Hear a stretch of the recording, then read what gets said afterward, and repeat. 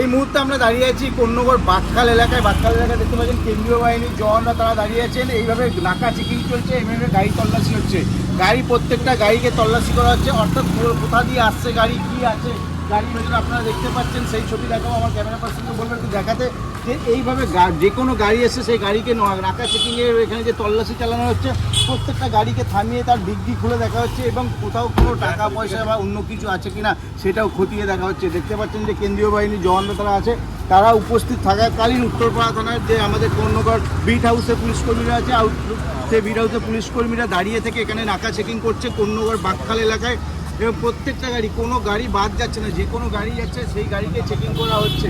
তার কারণ হচ্ছে যেহেতু ভোট ঘোষণা হয়ে যাওয়ার পর থেকেই যে এইখানে কোনো রকমভাবে কোনো আগ্নেয়াস্ত্র বা টাকা পয়সা কেউ নিয়ে যাচ্ছে কিনা, বা যেগুলো নিষিদ্ধ আছে ইলেকশনের সময় সেই কোনো জিনিস বহন করে নিয়ে যাচ্ছে কিনা, সেই কারণে এখানে গাড়ি তল্লাশি করা হচ্ছে।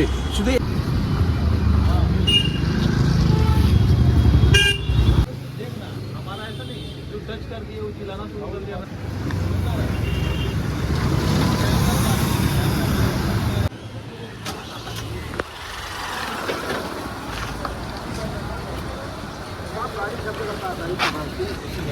नीचे गई है।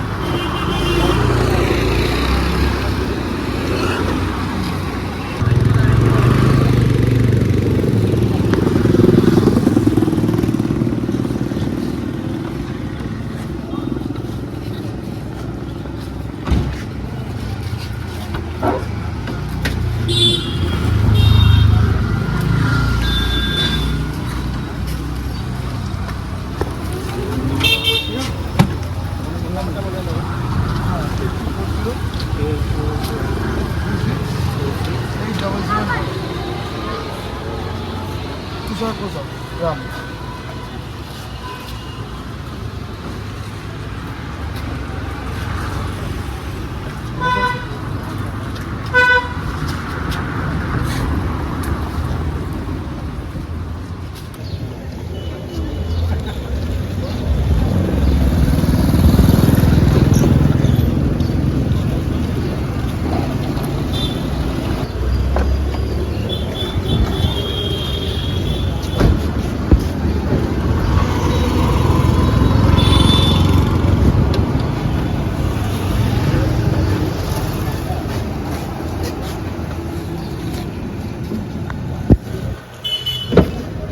নাম্বারটা বলবেন।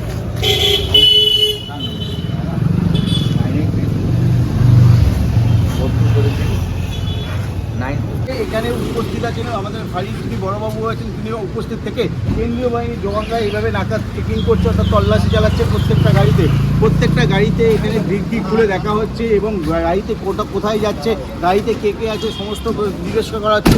তারপরে যিনি ড্রাইভার আছেন সেই ড্রাইভারের ফোন নাম্বার নিয়ে এবং গাড়িতে কোথা দিয়ে আসছে, কোথায় যাচ্ছে সমস্ত কিছু জিজ্ঞাসাবাদ করা হচ্ছে।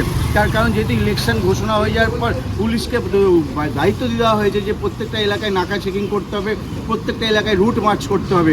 কেন্দ্রীয় বাহিনীকে বসিয়ে রাখা যাবে না, কেন্দ্রীয় বাহিনী কী কাজ করছে সেটা দেখাতে হবে। সেই কারণে প্রত্যেকটা এলাকাতে, শুধু এই কোন্নগর এলাকায় না, এই হুগলি জেলার বিভিন্ন এলাকা বা রাজ্যের বিভিন্ন এলাকায় নাকা চেকিং করছে কেন্দ্রীয় বাহিনীর জওয়ানরা। কোন্নগর থেকে অলিপের সঙ্গে প্রসেনজিৎ, হিন্দুস্তান টিভি।